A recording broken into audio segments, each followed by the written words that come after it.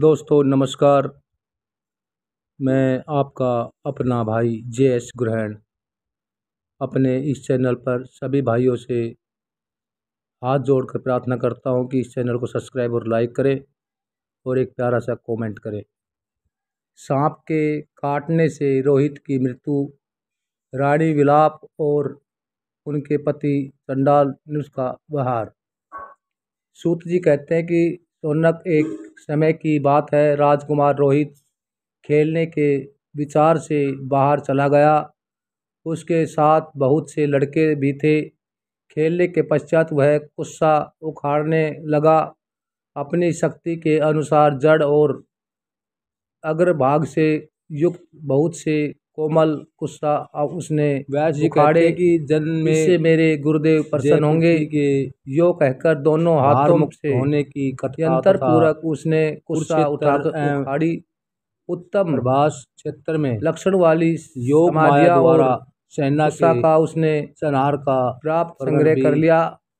बताता हूँ, अग्निहोत्र के लिए आदर पूर्वक पलाशी की सभी बकरियां भी उसने तोड़ ली। यदुकुल में सबको लेकर एक भार बनाया और दो कारण है रखकर वह पैदल ही चलने लगा। भृगु का साप एवं योग माया की प्रबल सुकुमार था ही मेरी समझ से चलते थक गया। योग माया की उस समय राजकुमार प्रधान है को प्यास भी पृथ्वी का भार दूर करना तो वह एक पात्र था।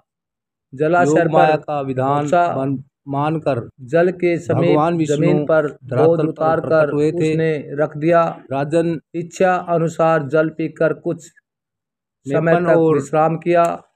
मेरापन बंधन में डालने वाली दृष्ट वाल्मीकि के ऊपर जो है, वाल्मीकि के ऊपर जो न बोझ पड़ा हुआ था, मुक्ति कामी और उसे उठाने लगा। भुक्ति कामी दोनों ही इतने में विश्वामित्र की प्रेरणा से एक महान कल्याण विषधर काला सर्प बिल से निकला। जगदम्बा की उसकी आकृति यतंत भयंकर थी। करते हैं उसने राजकुमार रोहित को काट लिया। काटते ही रोहित जमीन पर गिर पड़ा। मात्र रोहित मर गया। यह देखकर साथी बालक जाने पर भी प्राणी मुक्त ब्राह्मण के आश्रम पर लौट गए। ऐसा कौन सा पुरुष है जो भय के कारण उपासना न कर उन बालकों के हृदय में भी घबराहट मन में हो गई थी। यतंत कोतवाली के साथ रोहित की माता के सामने जाकर वे कहने लगे, भुनेशी माँ पाही प्रादासी तुम्हारा पुत्र खेलने के लिए बाहर गया था। इस हम सभी साथी उच्चारण होते ही भगवती सर्प ने जगदम्बा काट डस दिया और त्रिलोकी का वैभव प्रदान कर देती है। प्राण चले गए। फिर माँ पाही कहने पर उस समय तो देने वज्रपात की तुलना करने वाली यह बात सुनकर रानी मूर्छित अपने ऊपर हो जमीन पर गिर पड़ी। शरण स्वीकार कर लेती है। राजन मानो यह जान लेना जड़ कटा हुआ परम आवश्यक है कि विद्या और अविद्या ये कब ब्राह्मण ने रूप होकर रानी पर के ही है के छिटे विद्या स्वरूपा भगवती के प्रसाद से रानी का उद्धार हो जाता है। हो गया तब ब्राह्मण उसे कहने लगा बंधन में डाल देती ब्राह्मण है। बोला, दुष्टे सायकाल के समय मरना और मरे अशुभ हुए का सूचक है। जन्म पाना इससे घर में दरिद्रता आती है। संपूर्ण जानती हुई तू क्यों रो रही है? क्या तेरे हृदय में जरा भी चक्कर लज्जा को सता नहीं है? इस प्रकार ब्राह्मण के कहने पर रानी ने कुछ भी उत्तर नहीं दिया। हुआ पुत्र शोक से उससे मुक्त होकर वह बेचारी रोती रही। कदापि उसका मुख आंसुओं से भीग रहा था। माया सिर के बाल इधर उधर बिखर रहे थे। में घोर दलीय दशाओं को प्राप्त वह रानी धूल से दुष्टि असंभव है। फिर क्रोध के सृष्टि आवेश में आकर समुचित ब्राह्मण ने रानी से कहा, जन्म लेना और विधान तुझे अनुसार है, क्यों अपनी कीमत मर जाना यह चुकाकर भी अनिवार्य नियम है।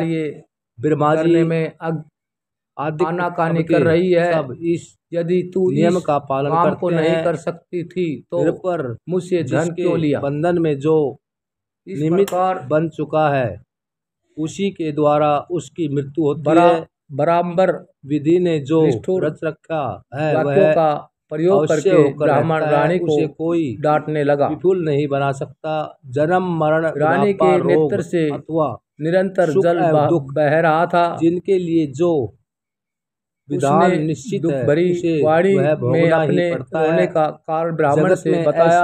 होना कोई भी नहीं है। मेरा छोटा बच्चा बाहर गया था, उसे निर्णय अपने डस लिया है।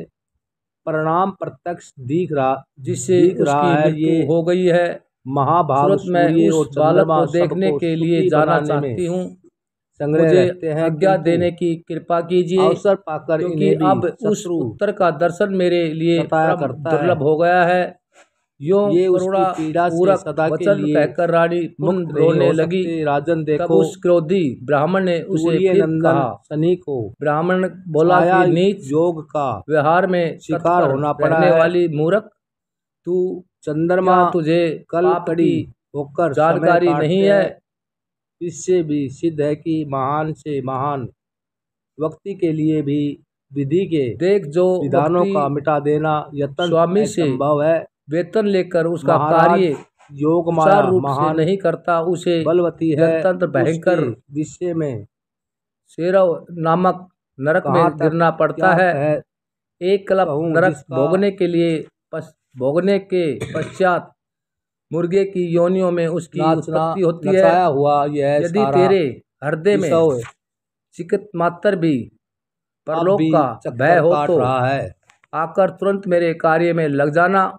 भगवती उस समय इस प्रकार ब्राह्मण के भगवान विष्णु के अनेक अवतार हुई रानी उसके प्रति बोली, प्रत्येक अवतार में भांति भांति मुझ पर कृपा कीजिए, अब मैं प्रसन्न हो जाएगी। देवताओं का मैं बालक को देख करने के लिए केवल इतने समय के लिए ही मुझे वहां जाने की आज्ञा दीजिए। उन्होंने जो कार्य किए हैं वे भी कहकर रानी ब्राह्मण के संपेक्ष में पैर पर अपना मस्तक झुकाकर गिर पड़ी। यमुना के शोक से मनोरथ दुखी होने के कारण नाम का विलाप करके वहां रोती रही। तदंतर लवणासुर नाम से रोज से आंखें लाल करके वह क्रोधी रहता था।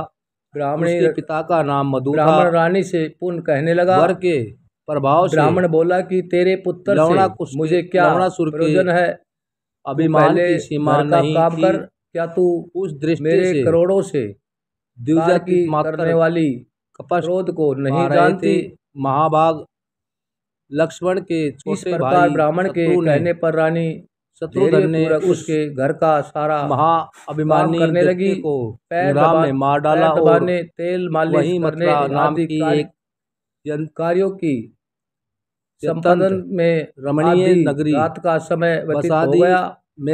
मेघावी ब्राह्मण ने रानी से कहा, अब तू पुत्र के पास जा सकती है, आके कमल के दाह आदि संस्कार करके उन्होंने लौटाना, जिससे मेरे घर के किसी भी कार्य में बाधा उपस्थित न हो। व्यवस्थापक बना दिया। तब रानी अकेले ही आयु समाप्त होने पर के समय रोती गए पुत्र के पास चली गई। समय अनुसार सूर्य मृतक बालक को देखकर शोक की सत्ता उसका मिट गई। तब यादव उठा, वह ऐसी जान पड़ी थी मानो मथुरा के झुंड से शासक हुए अलग हुई मृगी। राजन ये सब बातें आज से बछड़े की पूर्व की है।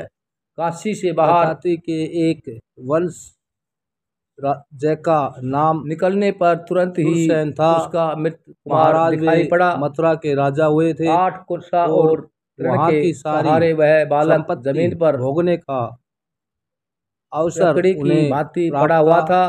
वरुण के शाप अनुसार उस समय दुख के कारण यतन आदि होकर परम वंशनिष्ठ दूसरे शब्द का प्रयोग करके रानी यों विलाप करने लगी।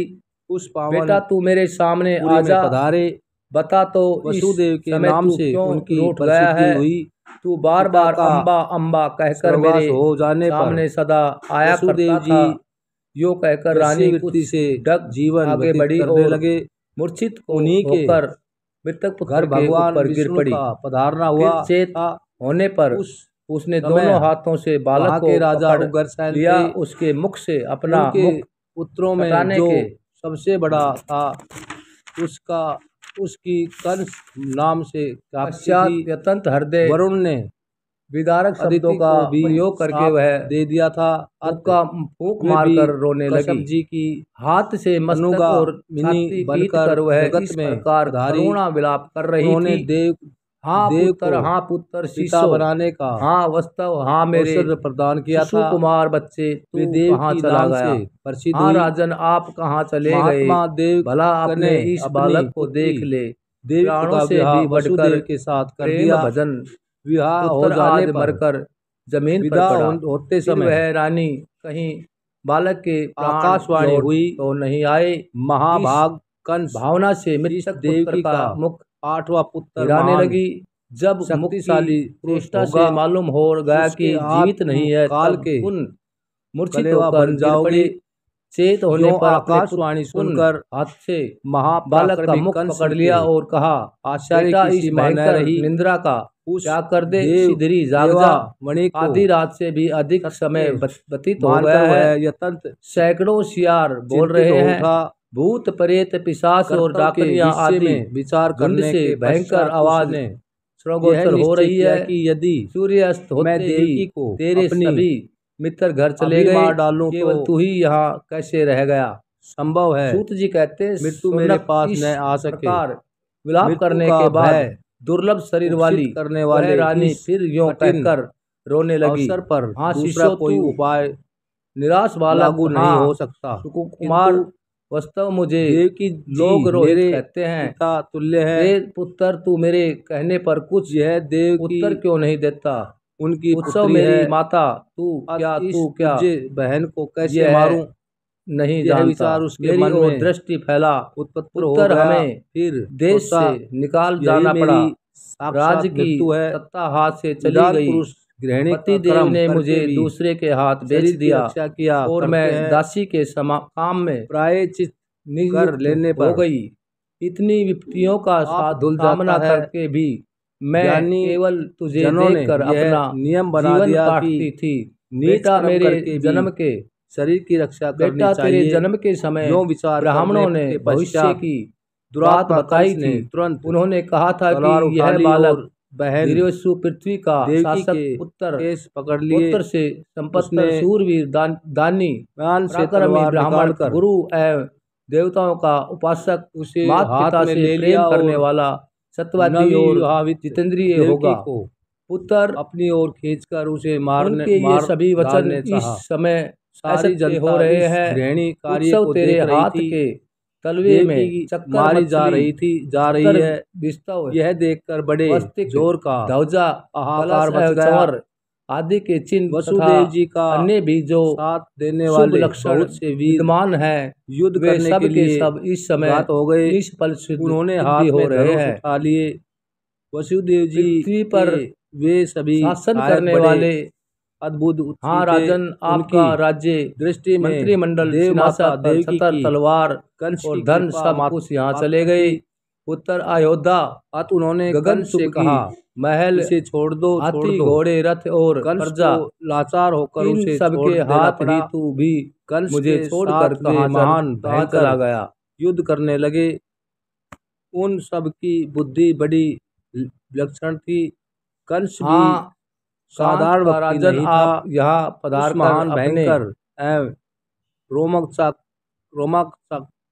सकाकारी युद्ध के आरंभ में हो जाने पर यदुकुल के जो को देखो जो खेलते हुए छाती पर चढ़कर उन्होंने कंस से युद्ध करने से रोकने की बहुत चेष्टा की। जिसके और कहा में लगे हुए कीड़े कचड़े कभी आपकी छाती कहाँ से आ गई थी?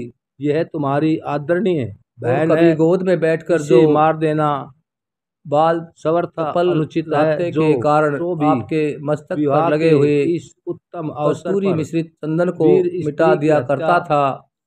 जिसके मिट्टी लगे मुख को दुशासकारी आप चूम करते थे। जगत उसी मुख पर आज मैं देखती हूँ कि और घोर पाप मक्खियाँ बिन बिना रही है। हाँ राजन केवल आपका पुत्र बिना आज मरकर समझे ऐसा भांति धरती पर पड़ा है।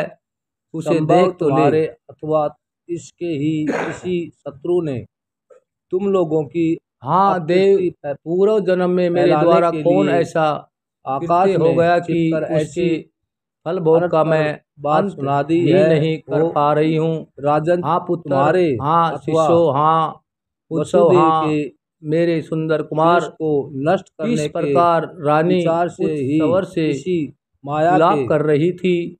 रोकने के बाद नागरिकों के कान में पड़े उनकी नींद अरे तुम छट गई। पुरुष यतंत आश्चर्य में पड़कर वे दोनों दौड़े हुए हो गए हो। रानी के पास आए। तुम्हारे यश को जड़ से उखाड़ फेंकने के लिए नागरिकों ने कहा कि तुम कौन हो, यहाँ यह बालक किसका है और तुम्हारे पतिदेव कहाँ है? रात के समय बहन को निवृत्ता पूर्वक तुम अकेले ही कहाँ से आकर रो रही हो? महाराज, जो होने वाली बात कहने पर रानी के मुख से अवश्य होकर नागरिक चिकत मात्र उत्तर न पा सके। तब रानी के प्रति नागरिकों के मन में संदेह उत्पन्न हो गया। डर के कारण उसके शरीर के रोंगटे खड़े हो गए। हाथ में क्रम से आयुध लेकर वे नहीं हुआ, तब कहने लगे, निश्चय ही है स्त्री नहीं, क्योंकि इसके मुख से में नहीं रहा है, मुख से कोई भी बात नहीं निकलती। अवश्य ही यह बालक को खाने जाने वाली पिशाची है। अतः यह नरक के यंत्र करके इसे मार डालना चाहिए। तीनों लोग यदि कोई देखो आदरणीय स्त्री होती तो इस घोर रात्रि में यहाँ बाहर रहती ही सबको लाकर तुम्हें न हो यह राजन किसी के पुत्र को खाने के लिए आपको यहाँ ले आई है। न लाके दूं तो उस यो आपस में बातें चितें करके कुछ स्वरूप लोगों ने तुरंत रानी के केस पकड़ लिए। कुछ अन्य व्यक्तियों ने रानी की दोनों भुजाएं पकड़ ली तथा कितनों के हाथ रानी के गले में भिड़ गए। राक्षसी, अब तू नहीं जा सकेगी, यो कहकर बहुत ठीक 70धारी नागरिक रानी को घसीट कर चंडाल के स्थान पर ले गए और उसे चंडाल को कभी सौंप दिया। बोलते थे। साथ ही कहा, चंडाल यह बच्चों को खा जाने वाली राक्षसनी है। हमने इसे बाहर तुम देख लिया है। तुम अभी कहीं बाहर ले जाकर इसे ऐसा कहने से मार डालो, मार डालो की हत्या का तब चंडाल ने लगेगा। रानी को देखकर कहा कि मैं इसे जानता हूँ। यादव बड़े बहुतों के मुख से इसकी चर्चा होती है। प्राय लोगों के बच्चों को यह समझने पर जाया करती थी, परंतु इसके उस समय किसी ने भी इसे देखा नहीं। उसे आप लोगों ने इसे पकड़कर बहुत ही कमाया है। फिर आपकी कीर्ति जगत में सदा रहेगी। अच्छा, अब आप लोग सुख यहाँ से पधारो। में जितने जो मनुष्य गो ब्राह्मण भी जय जयकार करने लगे, बालक का वध करता है, सुरवण चुराता हो, आग लगाता हो, रास्ता ढूंढता हो, शराब पीता हो, प्रसन्न करके पर उससे देवकी को तथा श्रेष्ठ पुरुषों का विरोध करता हो, उसका वध करने से पुण्य होता है। ऐसे कार्य में तत्पर रहने वाली ब्राह्मणी की स्त्री को भी घर चले गए। मार डालने में दोष नहीं लगता। अतः इसका वध मेरे लिए योग ही है। इस प्रकार कहकर चंडाल ने मजबूत बंधनों से रानी को बांध लिया। फिर उसके केस पकड़कर रस्सियों से बुरी तरह चोट पहुंचाई। इसके पश्चात चंडाल ने कठोर वचन का प्रयोग किया।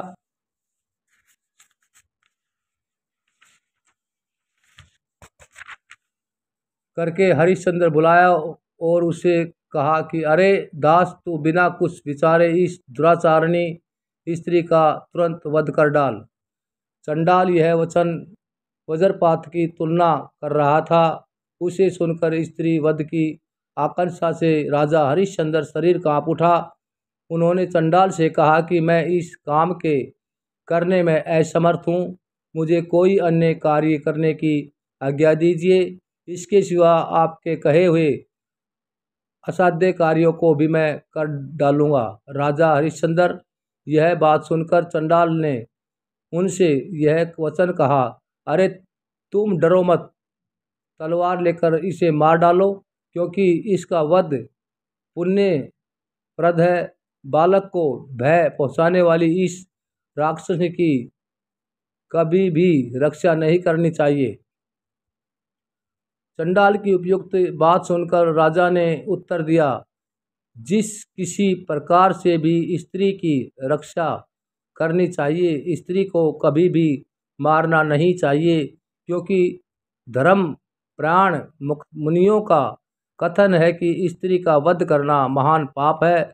जो पुरुष जानकर अथवा अनजान में भी स्त्री की हत्या कर देता है, उसे महाभयंकर रौरव नामक नरक में गिरकर यातना भोगनी पड़ती है। चंडाल ने कहा कि अरे, इतना कहने सुनने की कोई आवश्यकता नहीं है। बिजली के समान चमकने वाली यह तीखी तलवार पड़ी है, इसे हाथ में ले, क्योंकि जिस एक एक के मार डालने पर बहुतों के सुखी होने की संभावना हो, उसकी हिंसा निश्चय ही पुण्यप्रद होती है। यह दुष्टा संसार में बहुत से बच्चों को खा चुकी है, अतः इसको शांत तुरंत मार डालना चाहिए। इसके मरने पर जगत की एक अशांति समाप्त हो जाएगी।